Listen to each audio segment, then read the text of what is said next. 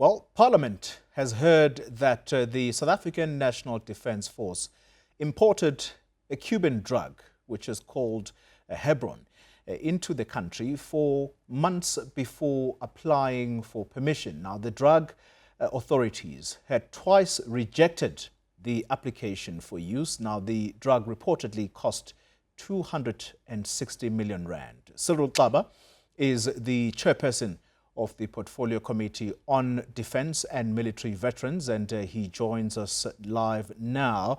Mr. Xaba, thank you so much for making time to speak to us on this issue of this drug being imported to the country. Tell us first what the South African National Defence Force, through the ministry, have said to you about the amounts of money that have been spent thus far importing this drug into the country. Well, Xoli, good afternoon, and thank you very much for having me.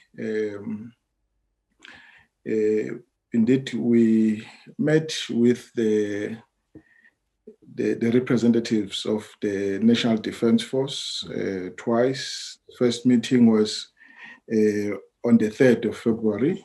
That is after we had received a report of the Auditor General into the COVID expenditure for this financial year. And we met again on the 17th to then follow up on the matter, and we did not conclude discussion on the matter. We're meeting again this week on Wednesday, because we want to get to the bottom of the matter, how an unregistered drug was imported into the country. Yeah. And because the law is very clear that you can't, nobody is allowed to import an unregistered drug unless without any authorization from the South African Health Products Regulatory Authority. So that did not happen. Yeah. Two, they also did not, use the correct line items in the budget, and creating an impression that the whole thing was being hidden from the public, that there is in the country now this drug that they've imported.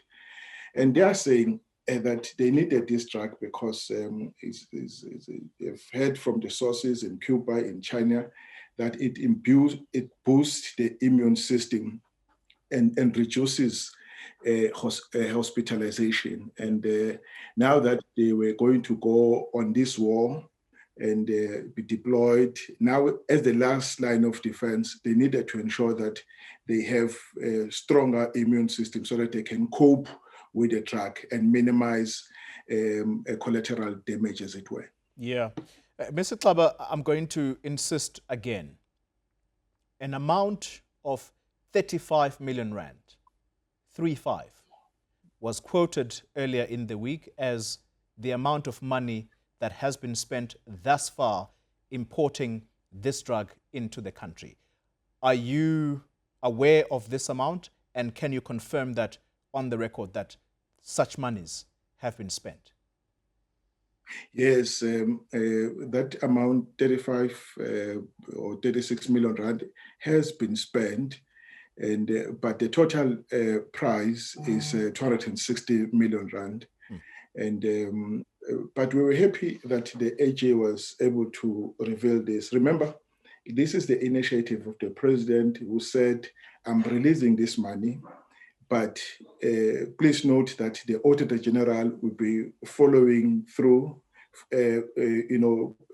auditing and reporting on the expenditure in the same financial year. That is 2020-2021 financial year.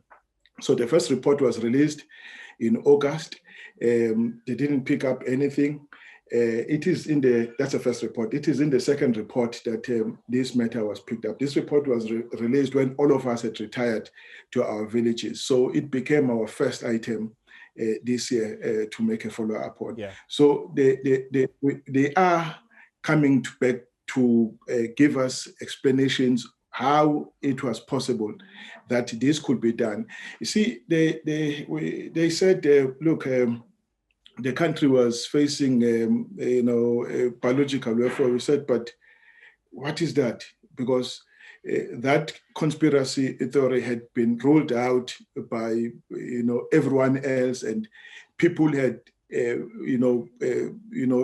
resolution was taken that non-pharmaceutical approaches will help us combat this disease. Hence, a decision was taken that we must restrict mobility because this disease spread from one person to another person. So it was in that context that we...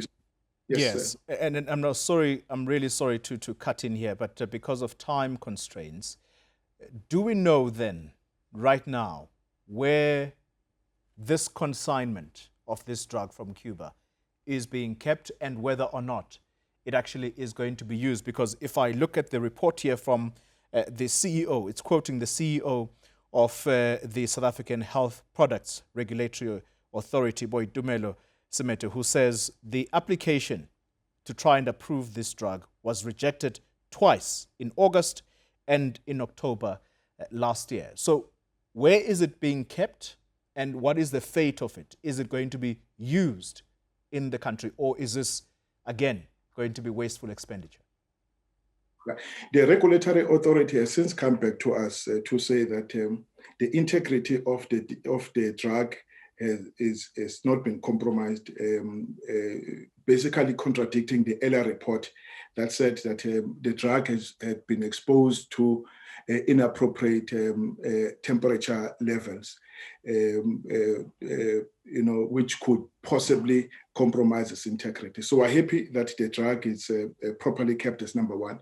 Number two, only about 0.001% of the drug has been used so far.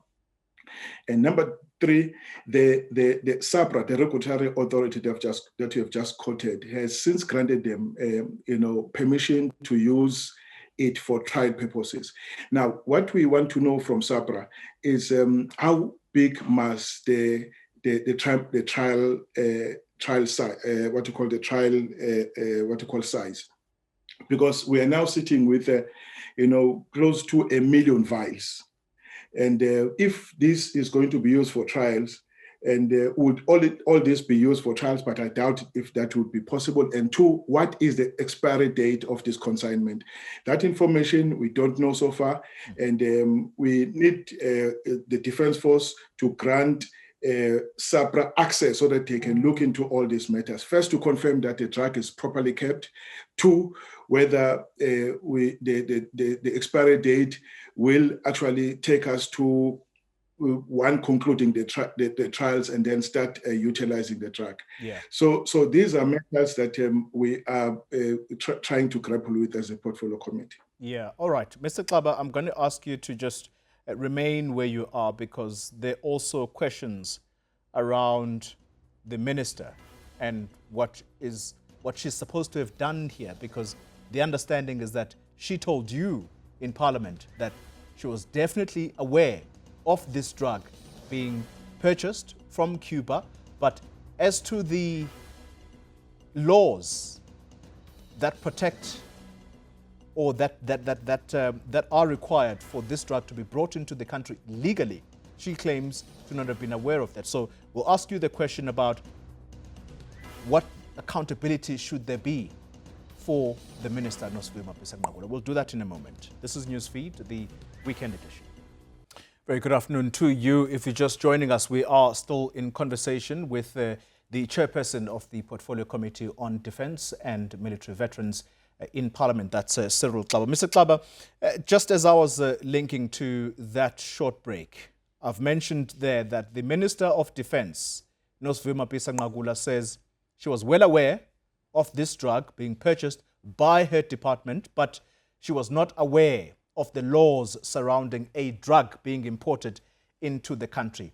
Does that excuse suffice?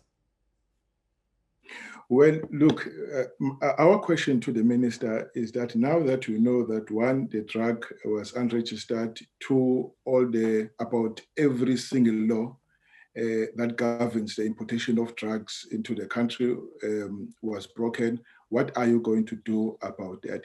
She even said at our meeting that the drug, she never thought, she did not think that the drug was not registered because there is a Heberon drug in the country, which is part of the family of the Heberon drugs.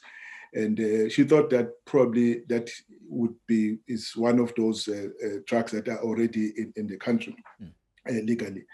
And she then said she took the matter to the Coronavirus Command Council twice or three times, and there was neither nay nor yea to the matter. To us as a portfolio committee is that yes, if the matter, as she says, was placed on the table of the Coronavirus Command Council, it means that there was no support for it. So then now the minister must then come and said to us, look, now that I know every law was broken, this is what I'm going to do about it. So the ball basically is on her court. Well, the ball cannot exactly be in her court, Mr. Xaba, and I put it to you because she is an implicated party here. She's going to try her utmost to try and shift responsibility from herself. I want to ask you what it is that you are going to recommend to her boss, who is President Cyril Ramaphosa. And you also mentioned, very strikingly, that she says she took this matter to the NCCC, which I understand is chaired by the president. As to what the president would keep quiet and say when something like this is being done, that just boggles the mind. What are you going to recommend? Well, look, Cody, the matter is still receiving attention of the committee. We have not concluded on it. It is in that context that we invited them back to our meeting because we want to get to the bottom of the problem. And the one, two, we've also asked the SAPRA, the regulatory authority, to ensure that it does everything that the law empowers them to do.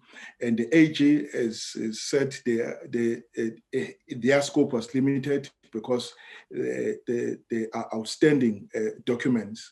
And we've asked the department to ensure that that happens. The AG gets all outstanding documents so that by the time we reach the conclusion, we have the whole picture of what basically happened. What we know so far is sufficient one to understand that the laws were broken in the process.